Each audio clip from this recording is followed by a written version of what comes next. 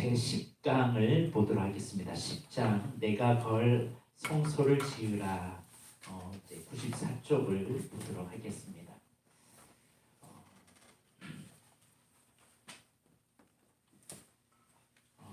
하나님의 구원 경영 이 부분을 보면 출애굽기를 통해서 우리에게 말씀해 주는 것이 지금까지 무엇이냐면 1장에서 11장까지 하나님의 은혜, 즉 하나님이 일방적으로 찾아오셔서 우리를 구원하십니다. 그리고 12장 피의 언약을 하면서 이제 피의 언약을 통해서 하나님의 구원하시는 것을 경험하고 13장에서 14장에 세례를 원하십니다. 자기 부인하라고.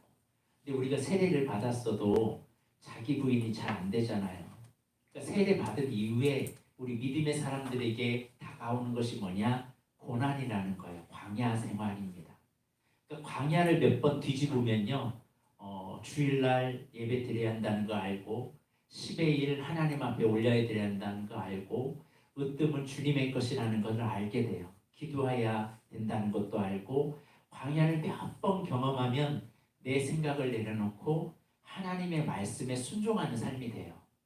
그래서 이제 19장에서 24장까지 하나님이 좋아하는 것이 무엇인지, 우리가 하나님의 백성으로 어떤 삶을 살아야 되는지 시내산을 통해서 하나님의 계시를 알게 돼요. 처음부터 사람이 하나님의 말씀에 순종 안 하더라고요. 저만 봐도 그래요. 저만 봐도 처음에는 어떻게 내가 그렇게 믿냐고, 새벽 예배 누가 만들어가지고 말이야. 괜히 새벽 예배 만들어서 괴롭게 한다고. 그렇게 했던 사람이 기도밖에 없다라는 고백을 하게 만들어요. 왜? 경험을 하다 보면 하나님이 우리에게 요구하는 게 무엇인지를 알게 돼요. 그래서 신앙이 깊어지면 깊어질수록 말씀대로 살아야 된다라는 것을 우리 다른 믿음이 있는 사람이 믿음이 없는 사람에게 말씀이 맞아, 말씀대로 살아야 돼, 이 고백이 나와요. 그리고 나서 하나님이 시내산 말씀 훈련을 시킨 이유가 뭐냐? 25장부터 40장까지 성막으로 이끌려고 하는 하나님의 계획이라는 겁니다. 한마디로 지금까지는 하나님이 우리를 프로포즈를 했어요. 내가 너 사랑해. 내가 너와 함께 하고 싶어. 그러면 결혼하면 이제 뭐 해야 돼요? 살림집을 꾸며야 되잖아요. 함께 거처를 살아야 되잖아요. 그것처럼 하나님도 나는 너와 함께 하고 싶어. 나는 늘 너와 동행하고 싶어. 그래서 하나님의 거처인 성막을 만들기 원하시는 거예요. 그래서 오늘은 이 성막을 통해서 하나님이 요구하는 것이 과연 무엇인지를 우리가 알았으면 합니다. 자, 94쪽 우리 강일혜 집사님 한번 읽어주시면 감사하겠습니다. 하나님은 사람을 소중히 여기십니다. 문제가 많은 사람이지만 기다려주고 존대해 주십니다. 우리를 하나님을 모실 수 있는 성전으로 불러주시고 우리를 그렇게 기대하십니다. 사회학에 거울자 이론이 있습니다. 이것은 내 인생에서 중요한 의미를 가진 사람, 즉 부모나 스승 또는 목자, 직장의 상사, 배우자가 나를 어떻게 보느냐에 따라 정말 그대로 된다는 이론입니다. 심리학에서는 이것을 피그말리온 효과라고 합니다. 자꾸 긍정적으로 보고 기대하고 지지하게 되면 그 사람이 그 기대하는 수준에까지 도달하게 된다는 이론입니다. 하나님은 우리를 하나님의 집이라고 거처라고 말씀하십니다. 내가 내 속에 들어가 너와 함께 살고 싶다 하고 프로포즈 하십니다. 하나님은 시내산에서 두 가지를 계시하셨습니다. 하나는 율법이고 다른 하나는 하나님의 거처를 건축하라는 성막에 대한 말씀입니다. 율법은 하나님의 백성들을 향한 하나님의 뜻과 생각을 계시하신 것이고 성막은 예배를 위한 것이었습니다. 때문에 우리가 하나님을 섬긴다고 말할 때는 그 말씀 앞에 순종하는 것과 그분을 예배하는 일로 요약할 수 있습니다. 우리가 하나님을 믿는다고 하나님을 따른다고 할 때 두 가지가 병행을 해야 돼요. 하나는 그분의 말씀 앞에 순종하는 것, 그리고 그분 앞에 우리가 온전하게 예배하는 것. 이 예배가 뭔지를 모르면 성막 생활이 잘 되질 않아요. 그래서 성막은 우리가 어떤 식으로 하나님을 예배해야 되는지에 대해서 우리가 신앙생활을 어떻게 해야 되는지에 대해서 간단한 모형이라고 할 수 있습니다. 마지막에 보면 하나님의 구원 경영의 구절을 보면 피로 구원하시죠. 그게 출애굽기 12장이죠. 세례 자기 부인이에요. 세 가지 성부, 성자, 성령 하나님에 대해서 결단하게 하십니다. 성부 하나님께서는 초대생은 누구 거? 하나님의 것. 그러니까 처음 것은 하나님이 주님을 으뜸으로 여기는 하나님을 으뜸으로 여기는 사상. 그리고 성자 예수님께 무교병을 먹는 즉 죄 없는 삶을 살아가고 성령 하나님에 대해서 구름 기둥과 불 기둥의 인도함을 받은 것처럼 지금까지는 네 힘으로 살았지만 이제는 성령의 인도함을 따라 살자. 이게 세례입니다. 근데 이렇게 성부, 성자, 성령 하나님의 길을 아는데 세례를 받았지만 우리가 쉽지 않아요.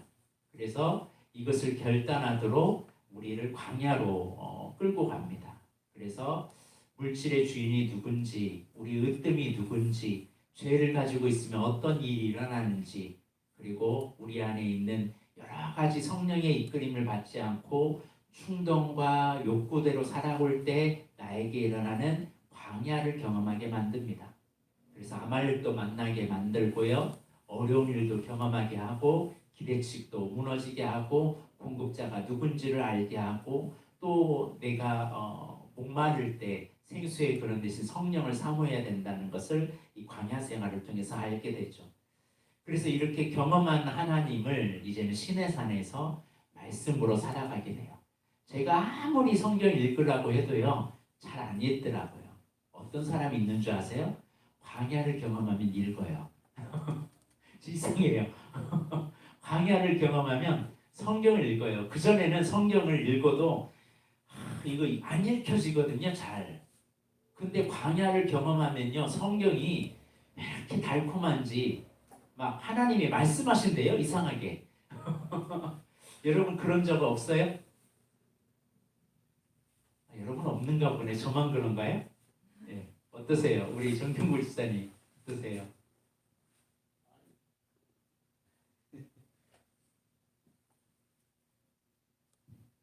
전에 맨 처음에 이제 교회 나가서 이제 얼마 안 돼가지고 이렇게 이제 말씀 공부할 때 그때는 그야말로 이렇게 성경이 달콤하다는 그 진짜 입이 달콤할 정도로 이렇게 느꼈었어요.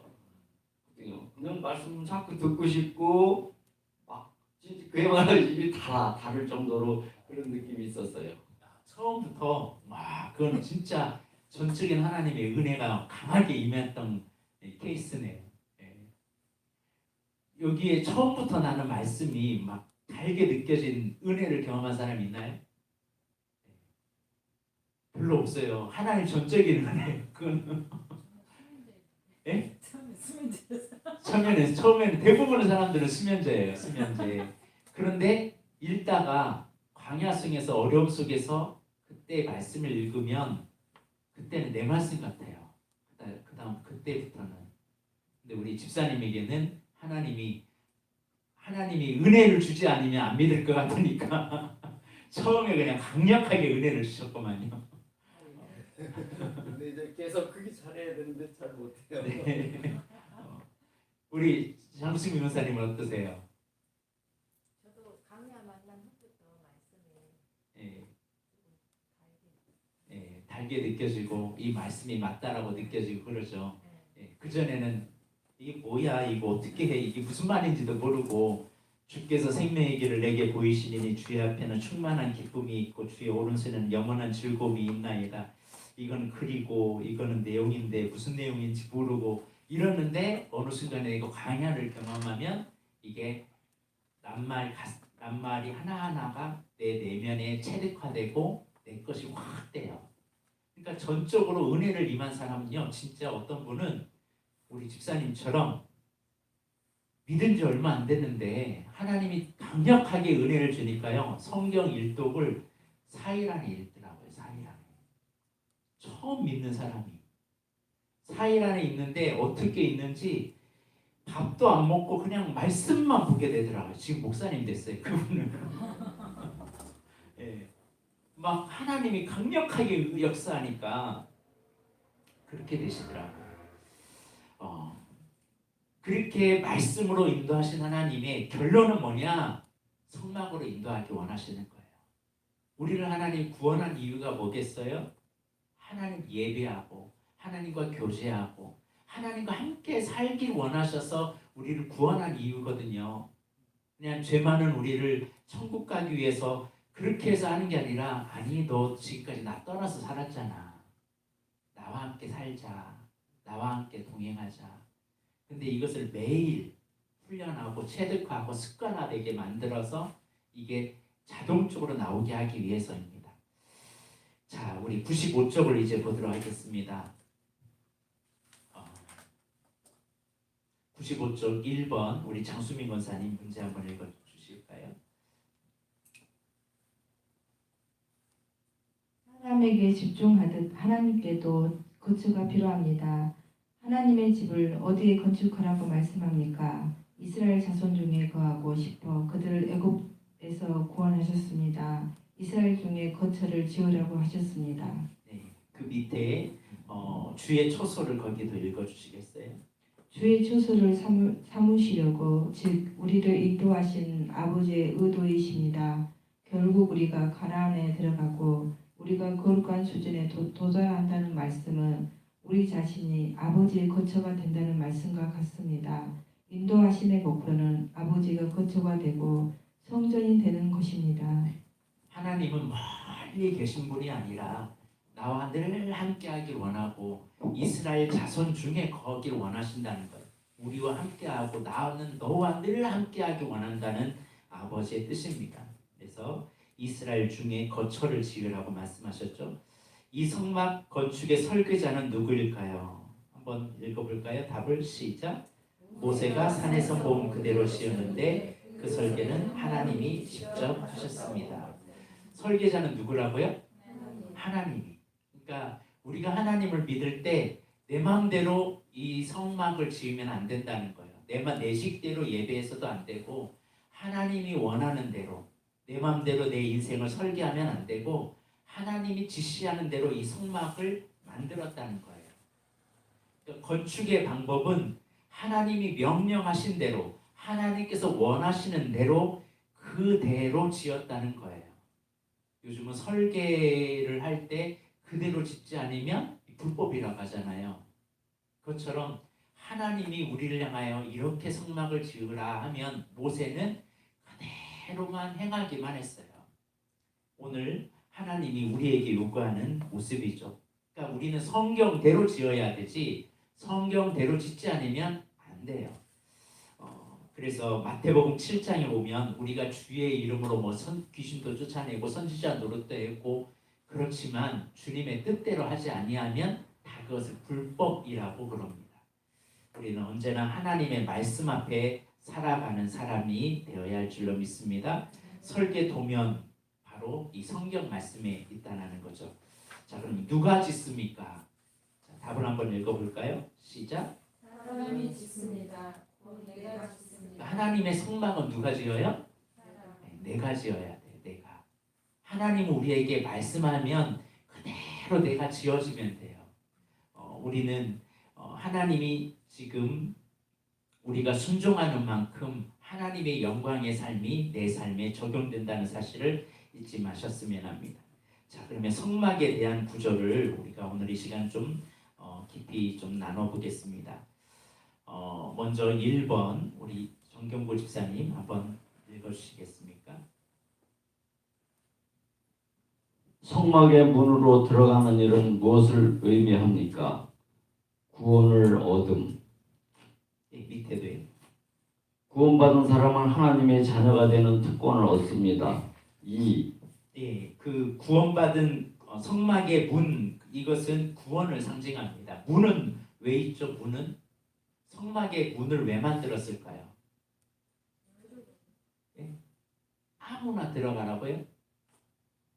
무슨 경계가 있고 보호가 있고 안전하기 위해서 문을 만들잖아요. 예, 문 안에 있는 사람과 문 밖에 있는 사람의 차이가 뭘까요? 예, 구원의 차이예요. 문 안에 들어오는 사람은 구원을 받지만 문 안에 들어가지 못하는 사람은 구원을 받지 못하는 거죠. 그러니까 우리가 예수 그리스도로 말미암아 구원을 받는데 예수 그리스도를 믿지 않으면 구원이 있어요, 없어요? 없어요.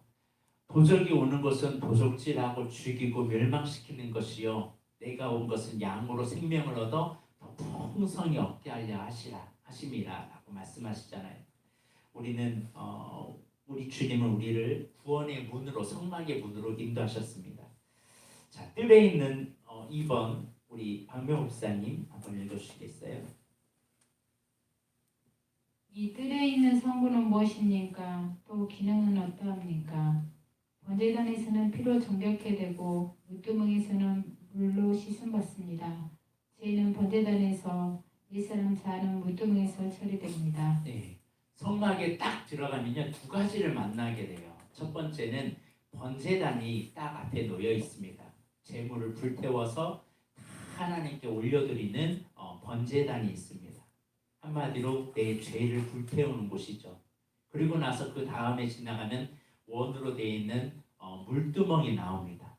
제사장이 들어갈 때는 반드시 거기 물두멍에서 자기를 씻고 성소로 들어갈 수가 있습니다. 그런데 이 물두멍에서 물을 씻지 않고 들어가는 제사장은 이제 큰일 나죠. 그러니까 우리가 뜰에 있는 사람이 어떤 사람이냐, 계속 피로 정결케 하고 나의 죄를 씻고 나를 자꾸 부인하는 삶이 이 물두멍의 삶입니다. 자, 그리고 나서 뜰을 지나서 이제 성소로 들어가는 겁니다. 자, 3번 떡상의 의미, 나영 성도님 한번 읽어보시겠어요? 떡상의 의미는 무엇입니까? 예수님이 우리의 양식이 됨을 말씀합니다. 우리는 말씀을 먹음으로 그리스도를 공급받습니다. 밑에도요. 예수님의 말씀은 곧 능력이었습니다. 그 말씀이 내 영혼 속에 들어와서 각인되어져야 합니다. 그 말씀이 나의 생각이 되고 나의 삶이 되어야 합니다. 그 말씀이 내 안에 들어오면 우리의 언어가 바뀌고 살리는 역사가 나타납니다. 그래서 예수님께서 사람이 떡으로만 사는 것이 아니라 하나님의 입에서 나오는 말씀으로 살라고 하셨거든요. 우리가 식사를 일주일에 한 번만 먹는다면 어떻게 될까요? 사람이 육적으로 힘이 없고 병들 수밖에 없죠. 영적으로도 마찬가지입니다. 우리가 하나님의 말씀을 먹어야 우리가 영적으로 건강하고 살아가는데 말씀을 먹지 않으면 점점 피폐해집니다. 그래서 영양분이 안 돼요. 영적인 영양분이 공급이 안 됩니다. 그래서 우리는 늘 떡상을 먹어야 됩니다. 떡상에서 말씀을 공급받아야 됩니다. 그리고 성소에 들어가면 떡상이 있고 그 다음에 금촛대가 있습니다. 자, 4번 우리 차원석 집사님 한번 읽어주시겠어요? 성소에는 밤에도 빛이 있었습니다. 그 등대의 역할은 무엇입니까? 죄에 대하여, 의에 대하여, 심판에 대하여 책망하심.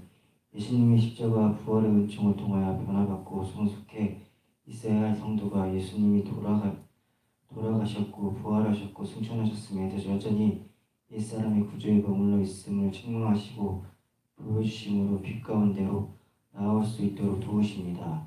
성령께서 내 안에 계속 빛을 비춰주시며 소극적으로는 잘못된 것을 바꾸게 하시고 적극적으로는 거룩한 생각, 영의 생각을 갖게 하셔서 생명과 평안의 삶을 늘 살아가게 하십니다. 주님이 우리 안에 거하시는 사람에게는 계속 성령이 조명을 하세요. 성령의 빛을 비춰주세요. 그래서 우리는 늘 성령 충만함을 받아야 돼요. 성령 충만함을 받으면요, 늘 주님 안에 있으면 깨달아져요. 은혜가 깨달아지고 말씀이 깨달아지고 하나님 앞에 내가 어떻게 기도해야 되고 주를 위해서 어떻게 살아야 되는지 깨달아지기 시작해요. 이게 성령의 조명이거든요. 그런데 성령 충만하지 않으면요, 육이 우리 안에 들어와요. 그러니까 이거와 같아요. 로마서의 말씀을 보면 육신의 생각은 사망이요 영의 생각은 생명과 평안이라. 육신의 생각은 하나님을 기쁘시게 하지 못하고 하나님과 원수가 되게 한다고 말했어요. 즉 무슨 말이냐면 우리는 육과 영이 있어요. 그런데 내가 육이 나를 지배해버리면요, 육이 나를 지배해버리면 성령의 생각이 줄어들어요. 그러나 내가 성령으로 충만하면 육이 나를 감당하지 못해요. 그래서 우리는 늘 성령 안에서 성령의 조명함을 받으며 살아가면 육신의 일이 점점 힘을 잃어요. 근데 내가 성령 안에 살지 못하고 육신의 삶을 살면 영이 힘을 잃어요. 그러니까 우리가 성령의 조명함을 계속 받아야 됩니다. 그렇지 않으면 우리가 넘어져요. 그래서 성령은 우리를 언어 생활 바꾸게 하고 우리를 훈련시키죠. 자꾸 이렇게 살면 안 된다고 깨닫게 하시는 게 성령이에요.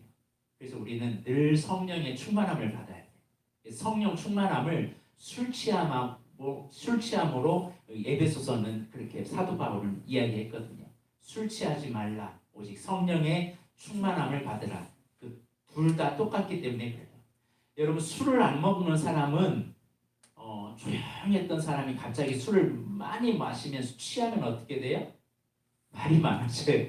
그리고 막 겁도 없고 사람들한테 말도 못했던 사람이 막 말하기 해지고 자기 힘이 아닌 막 강한 힘이 나와요. 이게 술 취한 사람의 모습이에요. 근데 성령도 마찬가지예요. 성령이 임하면요, 사람이 갑자기 자기 능력이 아니라 하나님의 능력으로 살아가게 됩니다. 은사가 임하게 되고요, 능력이 임하게 되고요. 그래서 우리는 늘 성령의 충만함을 받고 성령을 통해서만 우리가 거듭날 수 있다는 사실을 알고 늘 우리 안에 역사하는 성령의 빛의 조명을 받으며 살아가길 바랍니다. 아멘. 자, 5번을 보도록 하겠습니다. 5번 우리 강일혜 집사님.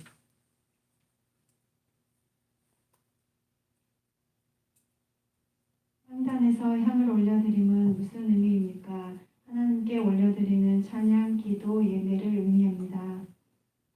번제단에서 올라가는 제물을 태운 연기는 우리의 구원, 용서, 축복을 위한 것입니다.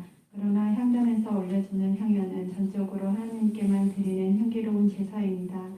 찬양이나 기도, 예배가 사람을 의식하여 드려지는 경우들이 있습니다. 너희를 위하여는 냄새를 맡으려고 이 말씀에 주의를 기울여야 합니다. 전적으로 하나님께만 포커스를 맞추어야 합니다. 네. 여기서 향단의 분향단에서 분향을 향은요, 개인을 위해서 쓰는 용도로 쓰면 절대 안 됩니다. 오직 하나님께만 올려드리는 향연이 되어야 돼요. 그러므로 우리가 드려지는 모든 향단은 하나님이 받으실 만한 향으로 올려드려야 돼요. 기도의 향, 예배의 향, 하나님이 기뻐하는 향으로 올려드려야 돼요. 근데 이 향단은 하나님이 가르쳐 준 대로 향을 내야 되거든요. 근데 우리는 때로는 주의를 할 때 하나님이 가르치신 대로 하지 않으면 그 향이 하나님이 보기에 좋지 않죠. 그래서 향을 만들 때 절대로 사람을 위해 쓰거나 다른 용도로 쓰지 말라고, 남았다고 해서 그 향을 다른 용도로 쓰지 말라고 성경은 말씀하고 있거든요. 우리가 찬양을 하더라도, 우리가 기도를 하더라도, 예배를 드리더라도 오직 하나님께만 올려드리는 그런 향이 있는 삶이 되어야 할 줄로 믿습니다. 자, 우리 칠판 좀 이 앞으로 좀 갖다 주세요. 두 사람이 좀 같이 좀 주셨으면 좋겠습니다.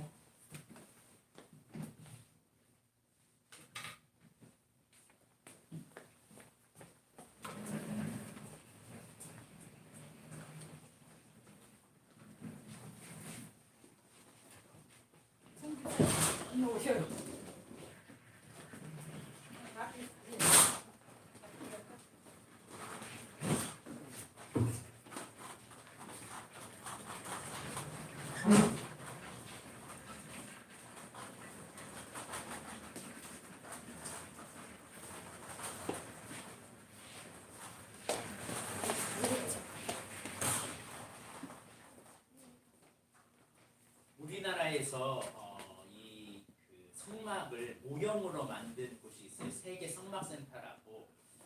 이제 우리 코로나가 끝나면 한번 우리 교회에서도 한번 또 가려고 하거든요. 거기에 가면 진짜 모형같이 만든 곳이 있어요. 자, 성막에 대해서 지금 배우고 있는데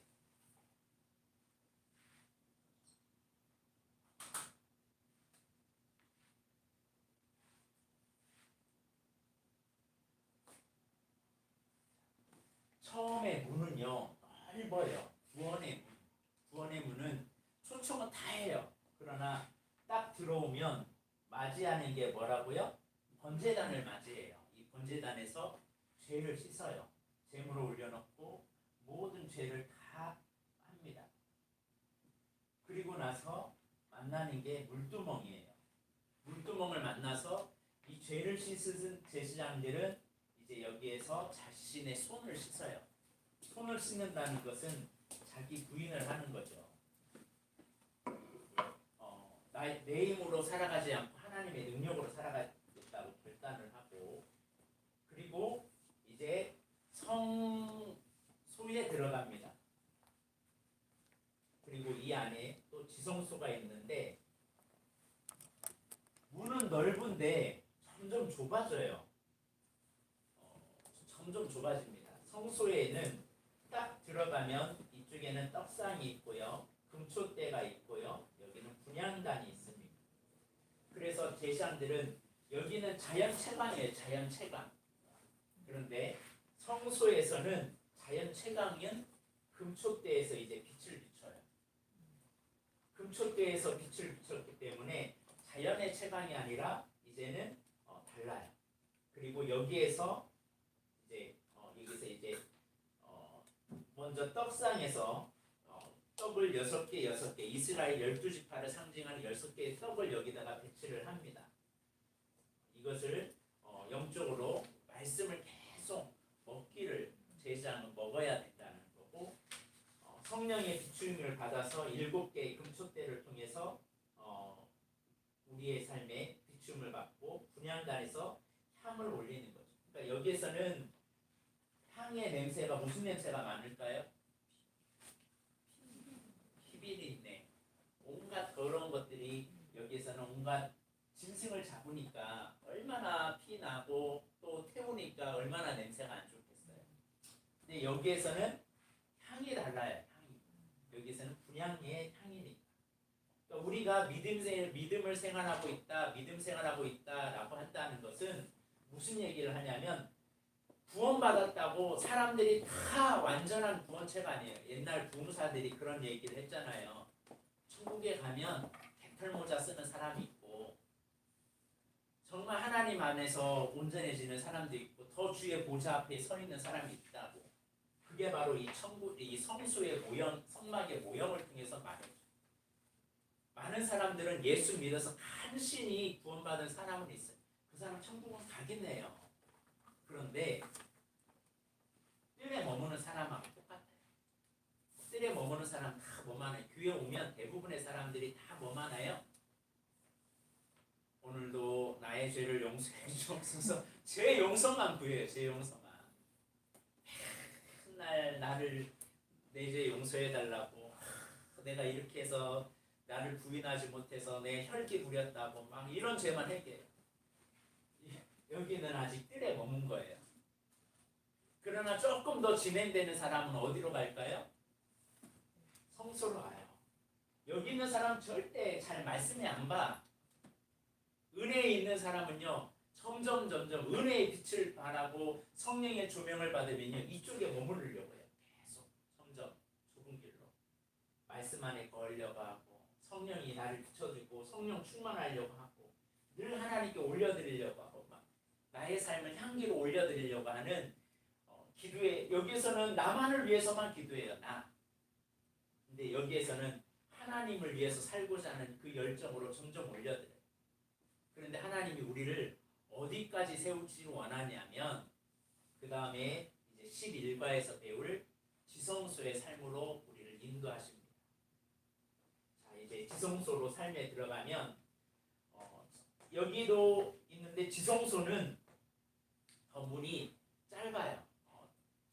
한마디로 한 사람 반 정도 외의 문밖에 안 돼요. 지성소의 크기가, 들어가는 문이. 그래서 성경에서 좁은 문으로 들어가라라고 말씀하잖아요. 좁은 문으로 들어가는 문이 바로 여기 지성소로 들어가기, 점점 문이 좁아져요. 우리는 주님 앞에 더 친밀해지고 지성소의 삶을 살아가는 믿음의 삶이 되어야 할 줄로 믿습니다. 자, 그러면 지성소의 삶이 뭔지를 우리 한번 말씀을 통해서 좀 보도록 할게요.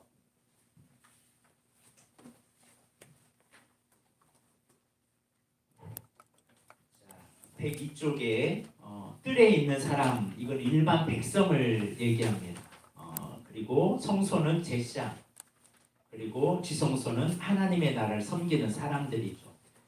자, 뜰에 있는 사람은 어떤 사람이에요?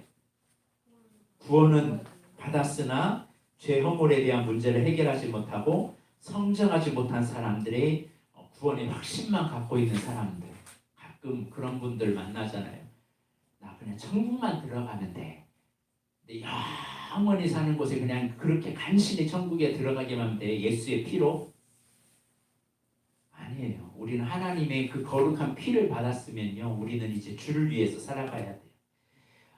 제사장은 어떤 사람이냐면 죄를 씻고 자기 물두멍이에서 자기 부인하고 이제는 위로부터 공급하시는 신령한 음료를 먹고 취하는 그 공급을 위해서 살아가서 다른 사람을 유익하게 하는 제사장이 되어야 합니다. 하나님과 사람 사이를 연결해 주는 사람이 제사장이잖아요. 우리는 이런 사람이 되어야 됩니다. 아멘. 그 다음에 더 나아가 대제사장이 들어가는 곳이 1년에 한 번 대제사장이 들어가는 곳이 어디냐? 지성소였어요. 지성소. 자, 지성소는 하나님 앞에 더 귀중하게 쓰임받는 하나님의 나라의 백성들로 하나님을 대행자로 하나님의 얼굴로 살아가는 사람입니다. 그래서 하나님은 우리를 원하시는 것이 어디냐면 더 깊은 지성소로 들어가길 원하세요. 자, 히브리서 10장을 한번 보도록 하겠습니다. 성경 히브리서 10장.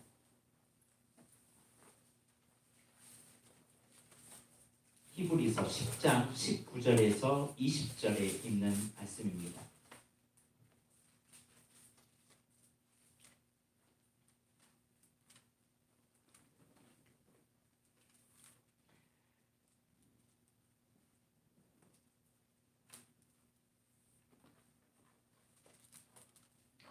자, 히브리서 10장 19절 20절 363쪽에 있습니다. 신약.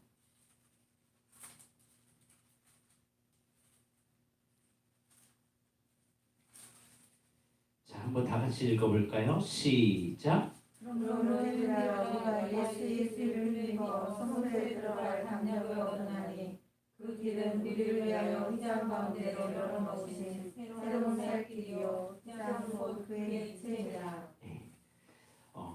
우리가 예수의 피를 힘입어 성소에 들어갈 담력을 얻었나니 그 길은 우리를 위하여 휘장 가운데 열어놓으신 새로운 산길이라. 휘장은 곧 그의 육체니라. 예수님이 십자가에서 못 박히시고 다 이루셨을 때 그때 한 가지 사건이 일어났습니다. 그게 뭐냐면 지성소에 가로막혀 있는 그 휘장이 위로부터 아래까지 쫙 찢어졌어요. 예전에는 대제사장만 들어갈 수 있는 그 길을 그곳에 이제는 누구든지 들어갈 수 있는 예수의 피를 힘입어 담대하게 들어갈 수 있는 길이 열려졌다는 사실입니다. 자, 그러면 주님께서는 지성소로 들어오라 103쪽이죠. 우리 1번 우리 그 장수민 권사님 한번 읽어주시겠어요? 1번 왕같은 제사장으로 부름받은 신약 백성들에게 주신 특권이 무엇입니까? 예수님이 십자가에 달려 돌아가셨을 때 구약의 특징이라고 할 수 있던 성소와 지성소를 가르는 휘장이 위로부터 아래까지 찢어져 지성소로 들어가는 길이 열렸습니다. 대행자를 통해서만 뵐 수 있었던 하나님의 임재와 영광이 계신 거룩한 지성소로 들어가 직접 뵙고 섬길 수 있는 특권입니다. 네. 과거에는 하나님의 면전 앞에 나아가지 못했어요. 여러분 교도소 면회를 해보셨나요? 교도소를 면회해 보면요, 죄수와 그 면회를 온 사람과 뭐가 가로막혀 있죠? 철장하고 유리문이 쫙 가로막혀 있어요. 그래서 그 앞에서 말을 하는데 직접 손도 못 만지고 뭣도 전달을 못 해줘요. 그 막혀 있기 때문에. 마찬가지로 우리와 하나님 사이가 이렇게 막혀져 있었는데 예수님의 십자가의 피로 말미암아 그 길이 열려졌어요. 이제 누구든지 그 그 아버지 앞으로 더 가까이 나아갈 수 있어요. 얼굴과 얼굴을 대면할 수 있고 그 주님과 휘장 가운데로 들어오는 그 특권으로 우리를 열어주셨다는 사실입니다. 자, 2번 우리 허민옥 집사님. 우리의 기도가 힘이 있는 것은 우리의 기도하는 위치가 구약과 다르기 때문입니다. 우리가 하나님께 나아가 하나님을 뵙고 기도하는 위치는 구약 시대로 말하면 어떤 위치에 해당됩니까? 하나님의 임재가 계신 지성소의 시은 죄, 언약궤의 자리, 대사장이 하나님을 섬겼던 장소입니다. 네. 이제는 은혜의 보좌 앞으로 더 나아가는 시인자 앞에 설 수 있었다는 사실입니다. 자, 3번을 보겠습니다. 자, 제가 읽겠습니다. 하나님이 정하신 원칙을 지키지 않아 심판받았던 제장들은 누구입니까? 나답과 아비후가 하나님이 원하시는 그 분향의 불을 가지고 드려야 되는데 제장의 그 번제단에서 담아서 그 담은 피를 가지고 거기에다가 불을 드려야 되는데 향단을 드려야 되는데 그 향단을 드리지 않고 술 취한 가운데 그냥 아무 불이나 드려버린 거예요. 그래서 즉사했거든요. 그러니까 하나님이 좋아하는 것 아닌 것을 취해서는 안 된다는 것을 그때 알려주셨죠. 그래서 우리는 왕같은 제장으로 부름 받았다면 우리 스스로를 잘 관리해야 돼요. 우리가 하나님 앞에 더 깊은 지성소로 들어가는 사람은요, 하나님 만지는 것도 달라요. 일반 뜰이 만지는 사람과 지성소가 만지는 사람과 달라요. 목회자가 잘못하면요, 목회자가 하나님 건드리는 것과 일반 성도들이 건드리는 것과 차원이 달라요. 왜냐하면 영향력이 있기 때문에 그래요. 제가 범죄하면요, 어떤 일이 일어날까요? 여러분이 범죄하는 것과 제가 범죄하는 것과 차이가 어떤 차이일까요? 네, 교회가 무너져요. 교회가. 여러분이 범죄하면 교회가 무너질 정도로 클 건가요? 그러진 않죠. 영향력이에요. 영향력. 그래서 교회에서 질서를 우리가 중요하게 여기는 것은 영향력에 따라 달라요. 자, 그래서 그 대지장만 들어갈 수 있던 것을 이 지성소에서는 이제 하나님이 온전하게 누구나 들어갈 수 있는 길을 열어주셨습니다. 자, 104쪽 우리 정경구 집사님 제일 아래쪽에서 5번째 하나님을 섬기는 것을 한번 읽어주시면 감사하겠습니다. 하나님을 섬기는 봉사는 자원하는 마음과 열심만으로 되지 않습니다. 하나님이 정하신 원칙에 근거하여 섬겨야 합니다. 신약시대의 왕같은 제사장으로 부름받았지만 그 능력과 영적 권위를 잃어버리고 가련하게 살아가는 그리스도인들이 많음은 참으로 안타까운 일입니다. 성경은 그들을 가리켜 경건의 모양은 있으나 경건의 능력을 부인하는 자들이라고 지적합니다. 그러니까 우리는 늘 하나님의 보좌 앞에 나아가고 주님의 일을 하는 사람은 늘 이런 두렵고 떨림으로 일해야 돼요.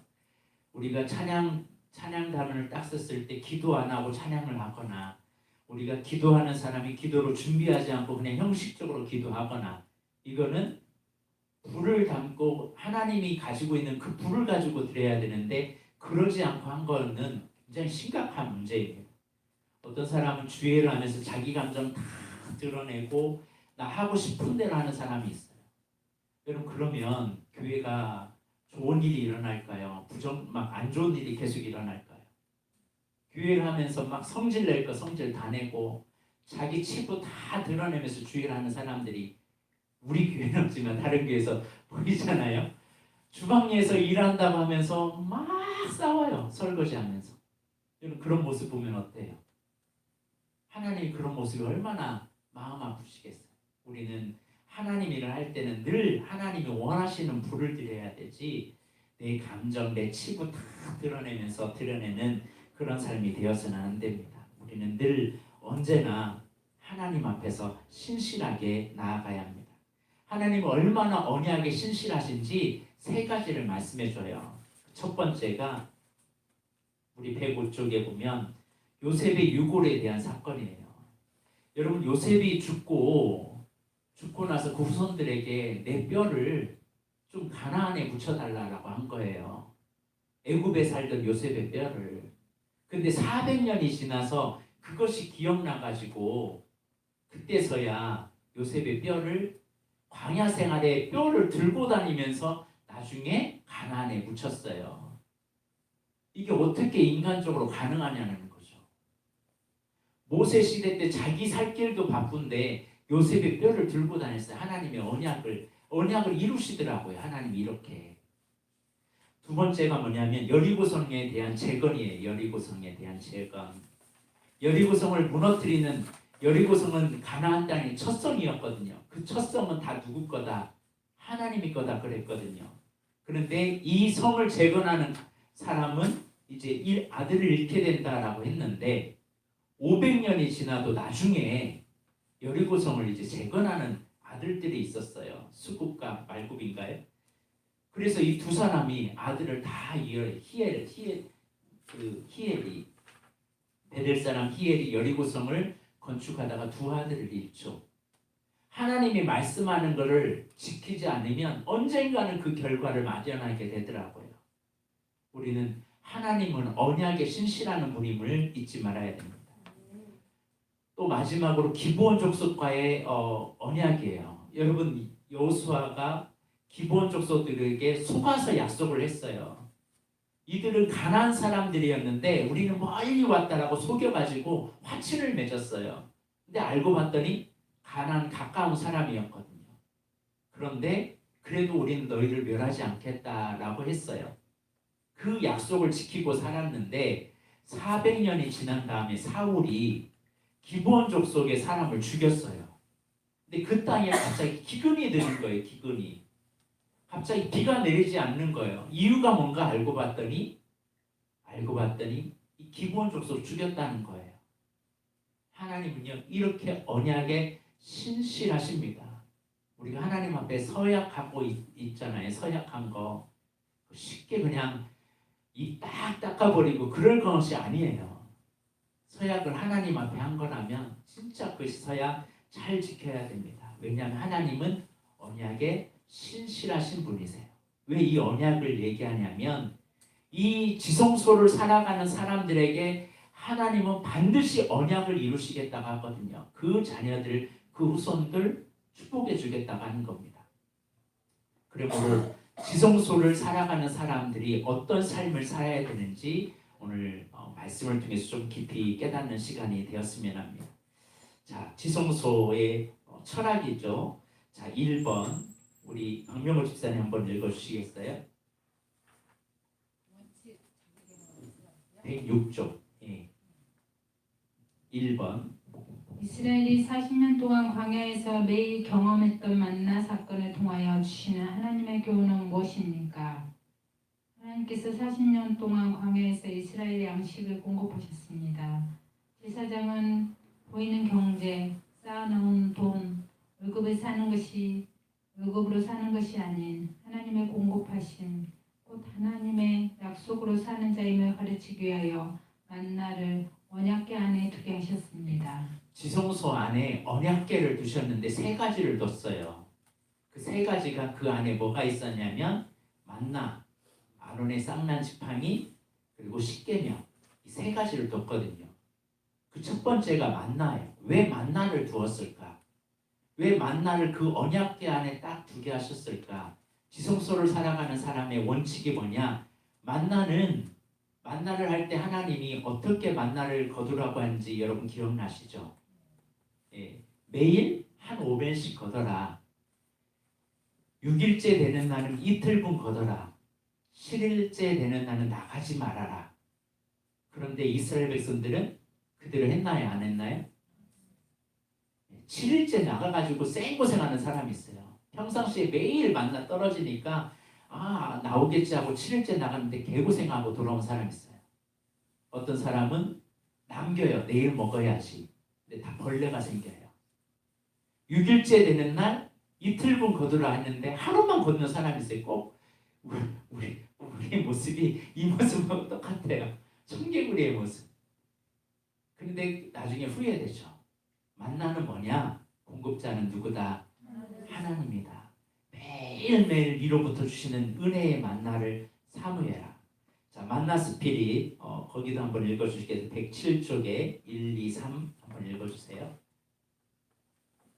우리의 양식은 하나님이 주신다. 이로부터 공급으로 살아야 한다. 땅의 창고에 쌓은 것이 아닌 하늘 창고에 쌓은 것이 나의 재산이라고 생각하라. 나는 생명의 양식이다. 나를 먹어야 산다. 광야에서 주셨던 양식은 만나이다. 그리스도가 나의 양식, 나의 공급이다.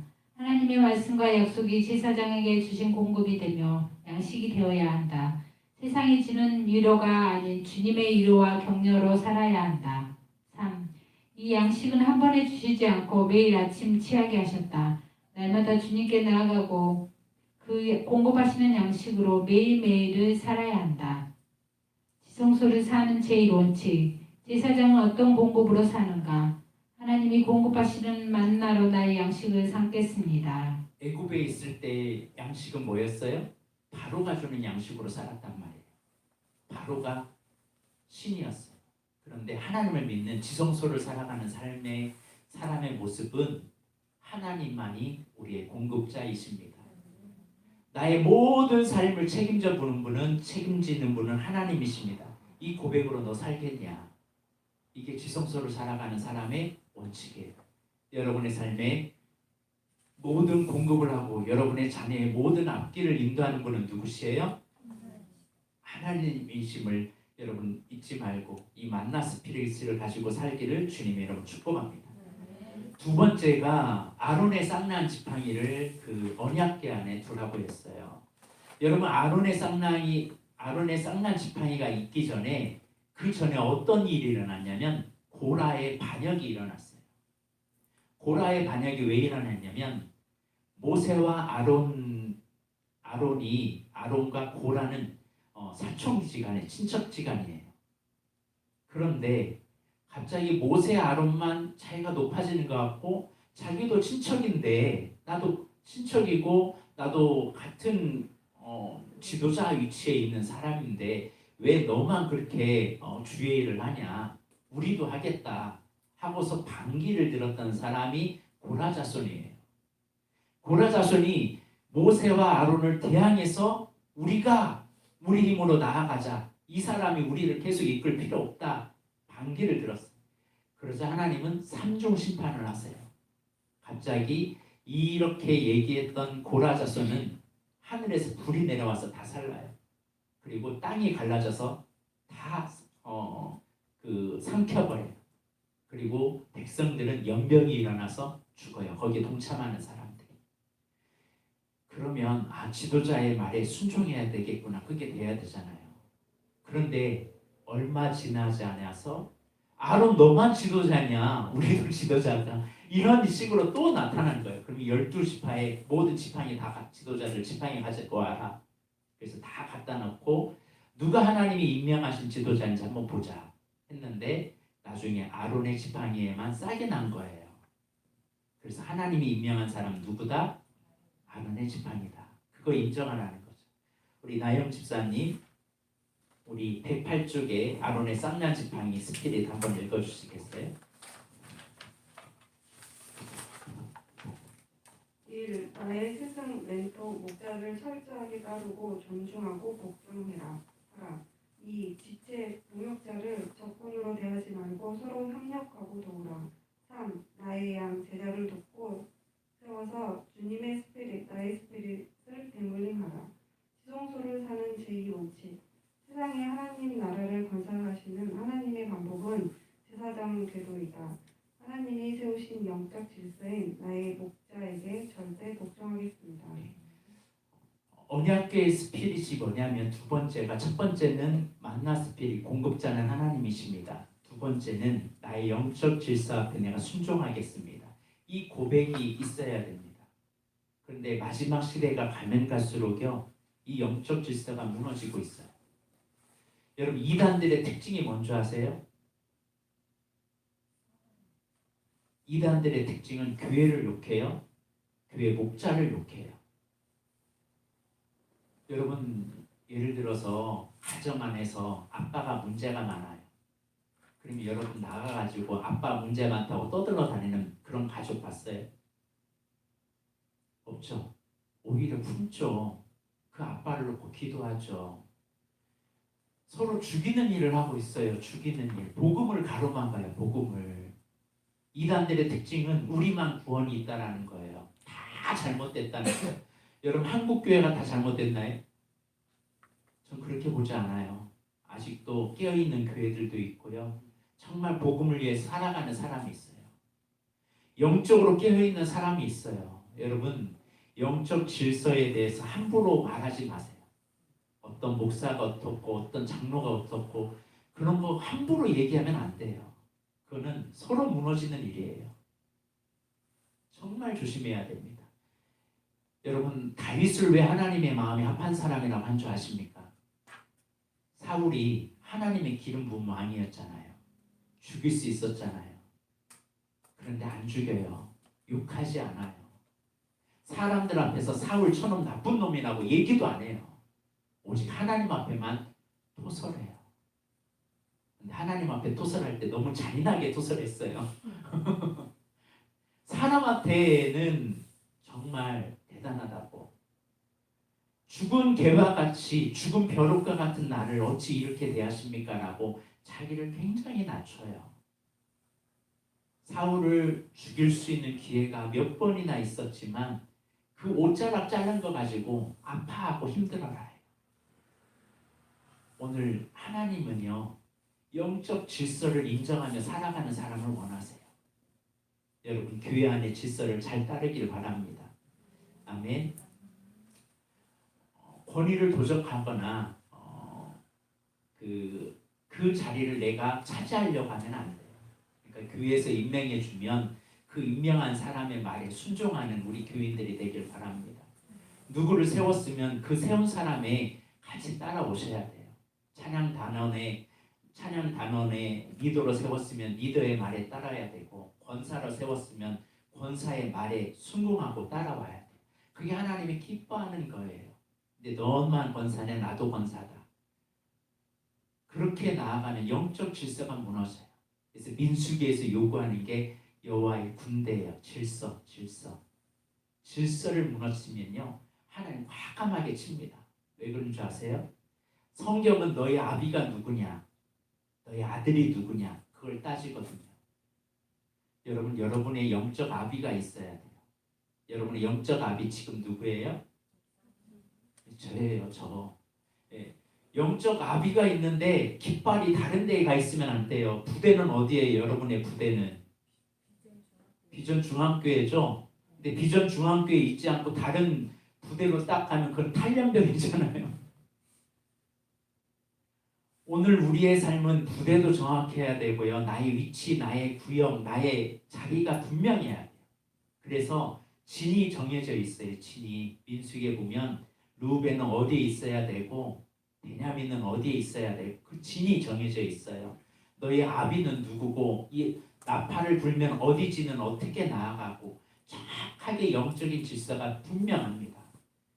그러므로 오늘 우리는 하나님의 나라를 이루기 위해서는 이런 드림팀을 이루어가요. 질서가 전혀. 근데 마귀는 질서를 무너뜨립니다. 그래서 아론의 쌍난 지팡이를 통해서 영적 권위에 순종하고 그 영적 권위를 인정하고 따라와라. 그 아론의 말이면 그대로 따라와라. 지도자가 서로 다르다라고 하는 걸 거부하고 살아가는 것에 대해서는 하나님이 좋아하지 않으십니다. 자, 세 번째 우리 차원석 집사님 3번 읽어주시겠어요? 하나님과 사람은 어떻게 섬겨야 합니까? 하나님은 마음을 다하고 뜻을 다하고 목숨을 다하고 이웃은 자신의 몸을 돌보듯 동일하게 존대해야 합니다. 하나님 섬김의 원칙은 최선을 다하는 자세입니다. 예배는 형식이 아닌 마음이 먼저입니다.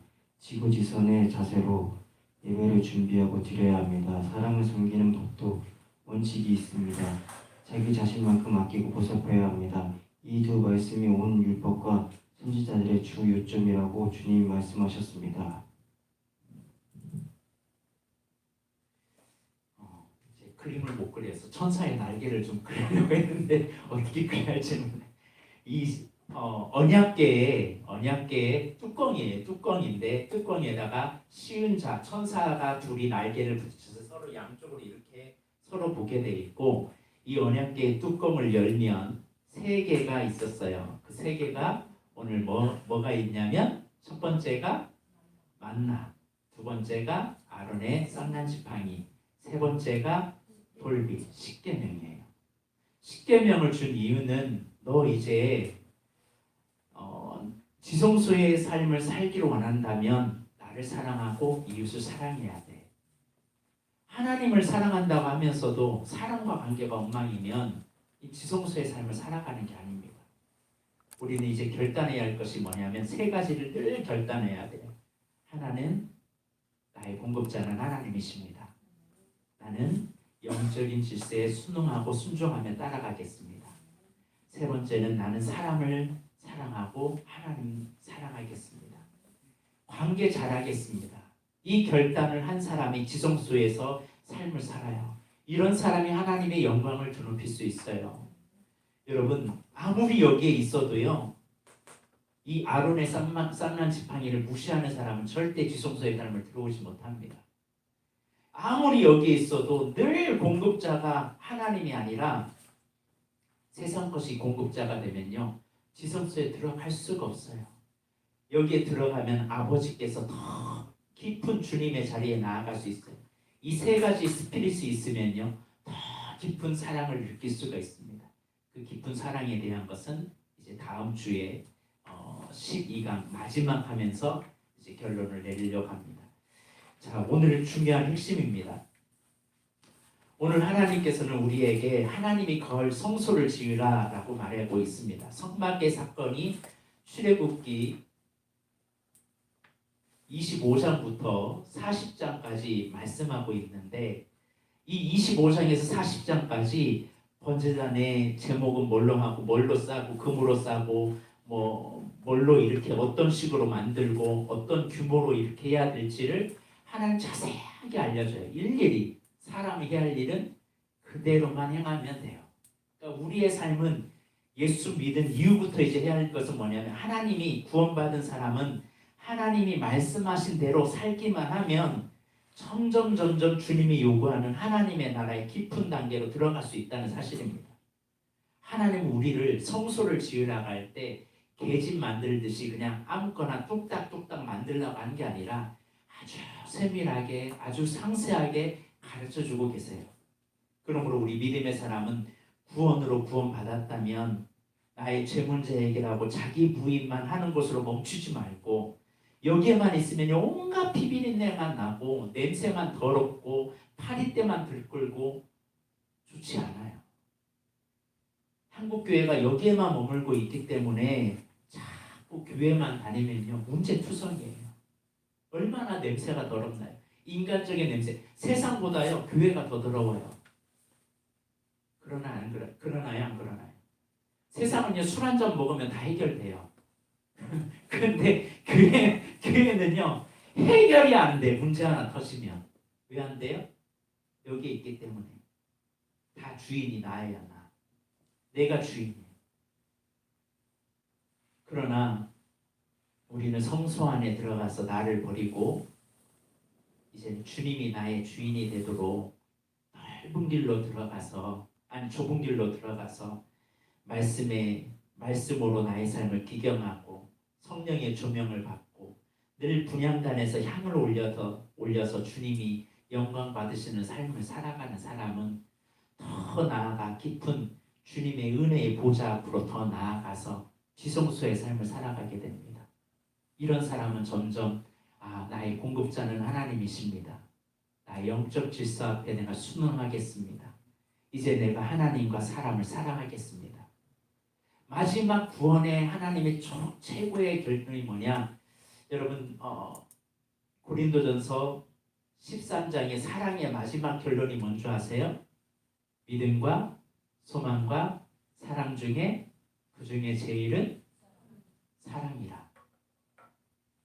요한 1서에서 뭐라고 얘기했냐면 사랑하지 아니하는 자는 아직 사망에 머물러 있고 사랑이 있는 자는 사망에서 생명으로 옮겼다라고 그래요. 아니 요한 사도가 요한복음에서는 믿어야 생명을 얻는다고 했는데 갑자기 요한 일서에서는 사랑해야 생명을 얻는데요. 다른 것이 아니라 믿으면 믿을수록 사랑할 수밖에 없는 거예요. 오늘 우리의 삶에 하나님의 사랑이 우리 안에 거하고 그 사랑 안에 있다면 점점 사람도 사랑할 줄 아는 이 깊은 진리의 지성소의 삶을 살기를 바랍니다. 간신히 예수의 피로 구원받은 사람으로 머물지 말고 하나님을 위해서 더 하나님의 나라를 위하여 더 깊이 나아가서 하나님 앞에 쓰임받는 우리 모습이 되었으면 합니다. 그러면 이 성수의 삶의 마지막 핵심이 이제 다음 주에 나와요. 이제 하구경의 마지막 결론입니다. 이 결론을 통해서 다음 주에 말씀을 통해서 은혜 받았으면 합니다. 이상 마치겠습니다. 우리 기도하고 마치겠습니다. 하나님 아버지, 주님은 우리를 구원하시고 우리 안에 내주하셔서 거룩한 성전을 삼으시길 원하시는 아버지 하나님, 내 안에 거하시는 성령님, 그 성령을 소멸하지 않고 늘 주님 안에서 거하며 하나님의 뜻을 구하고 성소의 삶으로 이제는 뜰에서 성소로 이제는 지성소까지 나아가 더 주님과 깊어지는 신앙이 될 수 있도록 우리의 삶을 붙잡아 주시옵소서. 감사하며 예수님의 이름으로 기도드립니다. 아멘.